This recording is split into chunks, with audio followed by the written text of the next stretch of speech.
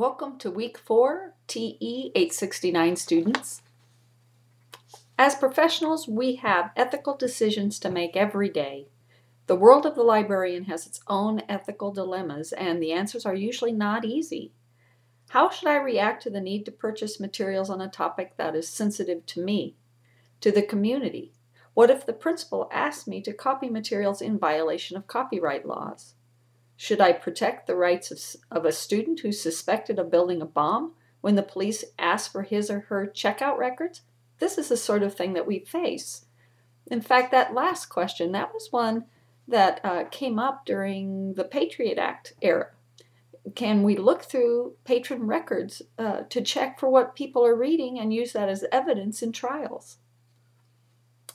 Fortunately, you don't have to fly blind in the area of ethics. Our professional organizations have written codes intended to guide your ethical decisions. And I must say, I think they're pretty easy to read and understand. They really are good guides.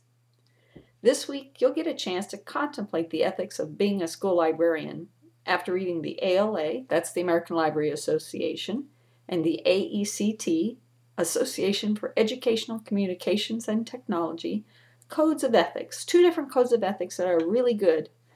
They're not exactly the same, they do overlap, but it's really good to have them both on hand. You'll also get a chance to read an article about ethics that I think that you'll enjoy. Choose one of the scenarios that I outlined for you on the professional ethics scenarios sheet. Just one. I really want you to explore it thoroughly. Then ask a current school librarian, not a part of this class. You can do this by phone, email, or in person. Ask that school librarian's reaction to the scenario. It probably works better if you don't share with them the codes of ethics to begin with. Just ask them what they think. Your project is to record and evaluate that school librarian's reaction to the scenario using the information from the codes in the article you read. Some scenarios may involve more than one ethical issue, and you should cover all of the ethical issues involved. It's a good idea to download and read the grading criteria and take a look at the sample project. The project is due September 19th at midnight. By the way, my comment about not sharing the ethics codes with the librarian before you talk to them, that doesn't mean you can't discuss it with them later. That's sure up to you. It depends upon, I suppose, on how comfortable you are with that school librarian. Now, this is the first assignment you'll be submitting through a SafeAssign link. Now, it's all set up for you. You just go to week 4, scroll down, and you'll see the link where you're supposed to upload your project. That is a SafeAssign link that checks for plagiarism.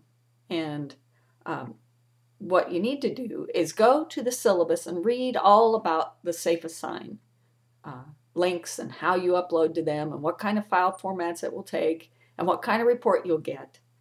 Please know that when you submit your project, upload it to the SafeAssign link, it will not give you the report immediately. It has to go out, it has to explore, and then it comes back. So I always say to people, go ahead and upload your project, go get a cup of coffee or a Coke, drink it, come back, take a look, and your SafeAssign report should be there.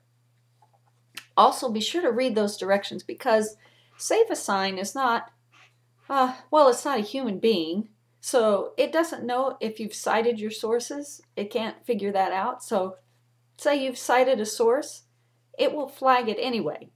So what you have to do is you have to go through and you have to look at what it has flagged and make sure that you have cited those sources.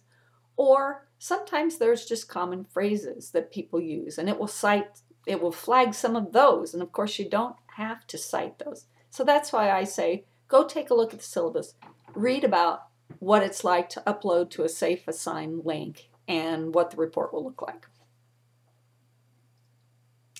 If you have trouble, if you can't quite get it uploaded and it doesn't work, be sure to call the help desk. Now, those guys have been awful busy this fall with all the Blackboard and My Blue troubles, but they're really good at these kind of problems. The phone number for the help desk is 308-865-8363, or you can email them. They will respond. And If all else fails, you can always talk to me. Actually, you can talk to me anywhere along the line. I'm perfectly happy to help you out. Now, take a look into the future. You have an information literacy integration project coming up. It's not due till October 3rd, but I don't want it to creep up on you. Take a look at the grading criteria and the syllabus. The materials you need are all right there. Templates, assignment samples, everything's posted under week 6.